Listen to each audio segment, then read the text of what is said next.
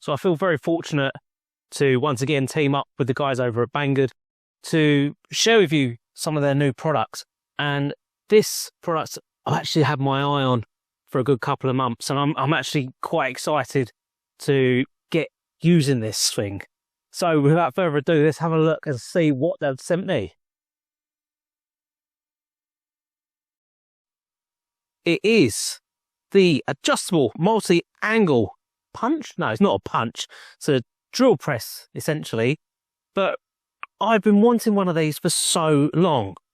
And I was quite thankful that Banggod chose to send me one. I'm so happy for you. So you got these 4 metal rods. You got a bag of goodies.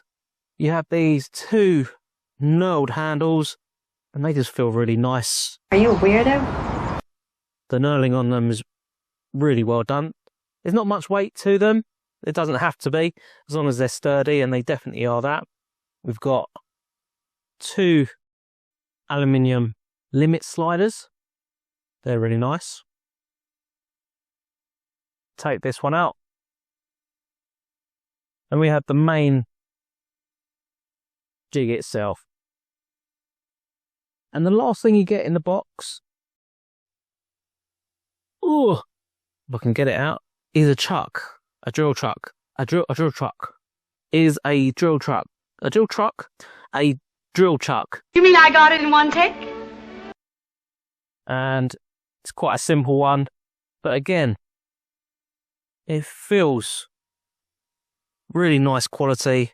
And again, we'll go over more detail about this thing once we put it together. And you also get a chuck key as well.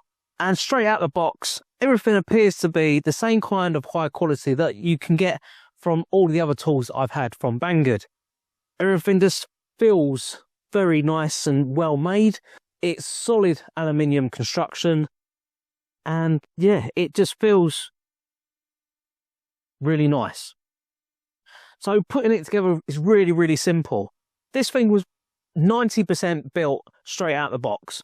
Everything here you see was already together. I didn't have to spend any time screwing these into place. And it is as simple as just putting your knurled handles onto the screws where they go. We're 95% done now. And the next thing to do is your chuck. And that, all I'm going to do with that is just screw that into place. I'm expecting this to be a reverse thread. But let's have a look. It's a normal thread. There is a screw that I need to put in there, and that's in the little baggie that you get. And then that will use a Phillips head screwdriver. I've got one in here. Picked up this set off of Amazon a little while ago, purely because a lot of the work I do is building and taking apart large dining tables, and I always need the extra length in the drill bits so I can reach down, especially if they're sunken down into like the skirt of the table, and these are perfect. So I'm just going to pick the one that I think works best and try the PH2 screw bit, and I'm just going to work that machine screw down into the chuck, and that is a reverse screw thread. Done. Super simple. Chuck's in place. I mean, there isn't much else to it, to be honest. But now I can start using this for whatever I needed to. And loosening off these knurled handles, I can adjust the jig to wherever I needed, whatever degree, tighten it back down, and then it's nice and tight again. The one thing that I thought this jig just didn't have was marking layout lines. On the outside, there is no markings. The markings are actually on the inside, which I'm quite glad that they're there, to be honest, because I was worried that they weren't going to be, but they are. Whoop the goddamn to do. The only thing that I would probably change are these springs. I don't think they're as strong as what they could be. So that could be a potential thing that I'd change if I don't like it for whatever reason. We do have a depth stop here, and that's as simple as using one of the little grub screws, going in and locking it into place. So if you wanted to plunge this a certain depth, you would set this, tighten it off, and then that plunge won't go any deeper than where you put that depth stop. I've got a table that I'm going to be working on tomorrow where I need to put in a lot of threaded inserts, and I don't want to be blowing through the other side of the table. So what I'm going to do is just set this up with a depth stop to the depth I need, and I know I can plunge it as much as I want without the fear of blowing through the other side of the table. So that's a really simple but effective way of using a depth stop. I would say 99% of the time this is going to be in a perfect 90 degree to my workpiece. This thing is going to come in so handy. I think my workshop partner, David, has already got his eyes set on it. He's really keen to get using this. I can't blame him why, because it is a great little tool. And it just means that when I do the tabletop tomorrow, I'm going to be drilling those threaded inserts exactly perfect 90 degrees to the tabletop. And I'm going to be using it with just one of my drills. You can use a electric powered drill. I'm just using a battery one here. But as well, with the weight of the battery even, that's not tilting that over at all. It's just perfectly balanced. And you could sort of get some movement from here, but I don't see any that's going to cause it any issue whatsoever. So if I take off the drill again, I want to show you the inside of the angle setting for this jig. Now, as I said, you just use the knurled handles to loosen it, and then you can move it into any position that you want, going from 90 all the way to 60 degrees in both front and back, which is nice. So that'll be your full... Oh no, it goes further than that. So it does go a lot further, but the last sort of marking on here for a degree is 60 degrees. You can, if you wanted to, set it any other degree, but you may find you want to use something like this digital angle gauge. All I would do is putting it down on a surface, zeroing that, and then placing it on the tool somewhere, and then you can really dial in that angle. But as I said, the markings go up to 60 degrees. On the inside of here, you would have something like a ball bearing with a spring, and once it goes into that indent, it locks it into place.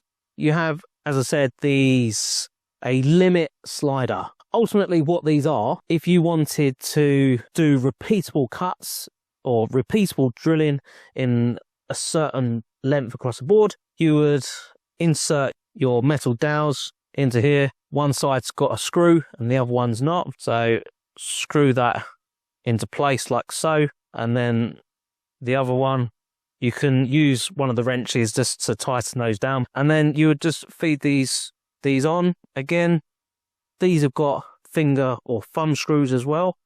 They're really nice, and they would just go on like so, and then I'll put it up the other way. That works better. Yeah, boy. And then if I wanted to set it at a particular distance from the edge of the workpiece, I can do that. And I know that as we go along the board, the further along, I'm always going to be drilling in that same space. So you do have two of these sliders in the kit, and you have holes. How many holes do you have?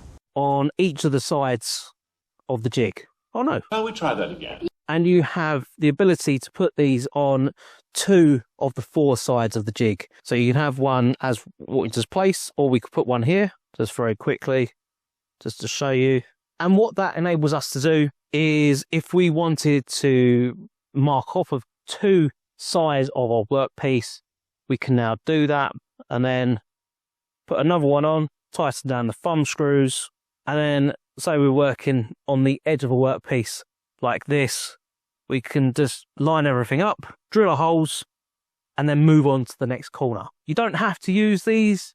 You can take them off. You could also use them to give you a little bit more stability. You can turn them up the other way. And in that orientation, it just means that it gives us a larger footprint of the overall jig. So if we wanted to use it in the lowest angle possible, which I would say is probably about 80 degrees, that is no longer sort of wanting to topple over, and it's given it a really nice stable base. I don't think I'm actually going to be using these very often. I think just having layout lines is more than adequate for what I need, but it's nice to know that they are an option if I wanted to. Now, unlike a lot of the instructions that come with these tools, which are pretty much printed out on black and white, the instructions that come with this is actually quite nice.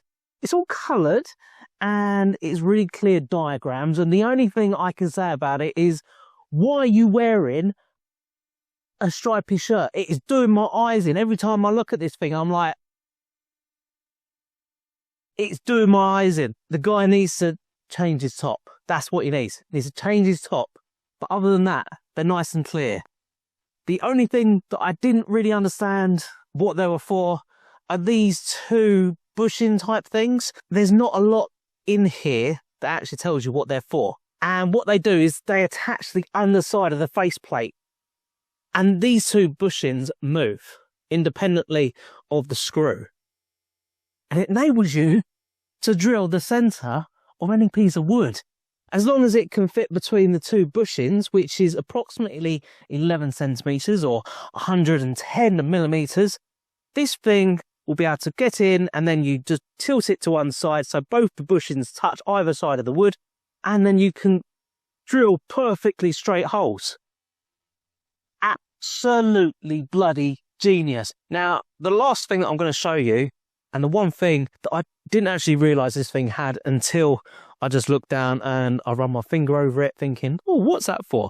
And immediately thought, if you've got dowels, so if you've got a round piece of wood and you wanted to drill a hole into it, you would place your dowel or circle piece of wood over that, and where they are located is perfect centre for the drill chuck. So I know that if I put a drill piece into the chuck and I plunge into the dowel, I know I'm going to be drilling exactly into the centre of that dowel. Very simple, very, very effective. Now, it's all well and good me telling you just how amazing I think this jig is, but what don't I like? There are a few things, not many, because this is a very nicely well-built piece of machinery. But there are a few things I would like to be changed. Ultimately, these brass bushings, I really don't like them. I think they serve a purpose, and yes, they do work, and after sort of moving it up and down the two steel shafts You said shaft. a few times just to get it lubricated, it does feel a little bit better. But ultimately, I would like to see some kind of linear bearing of some sort in this. I do, however, realise that this is going to make the whole cast body a lot wider, but I think they would work a little bit nicer and just give you that ease of sort of pressing down and releasing a lot better as well. I was finding there was a little bit of deflection from this shaft down to the chuck, and all I did there was tighten these 4 little grub screws on here just to put a little bit more pressure on those bearings. And I did have to sort of fine tune this because I did originally over tighten this, and when I started putting the drill on and drilling some holes, I got some rather nasty smells coming off of it. So I just backed them off a little bit, and now that's a lot nicer. And I would like to see this possibly a linear bearing as well. Now, as I said at the start of the video, the springs serve a purpose, but I am a bit concerned just to how good these are actually going to be over time. As you can see, I think there is just too much friction with this brass bushing, but who knows? It might free up over time. But I think a stronger spring here would potentially make it a little bit better.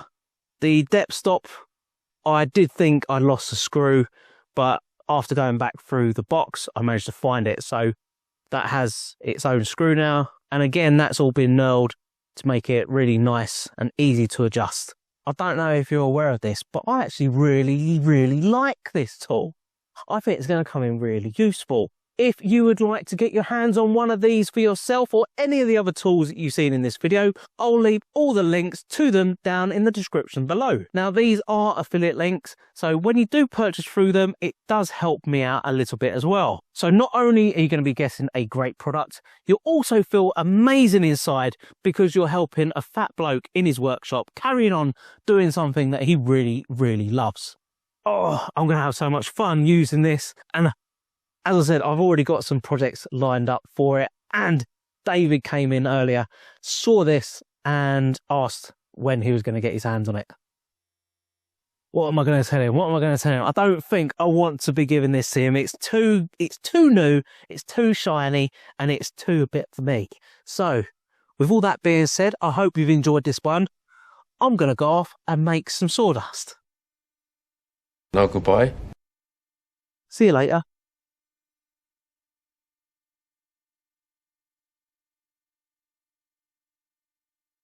Oh, love it.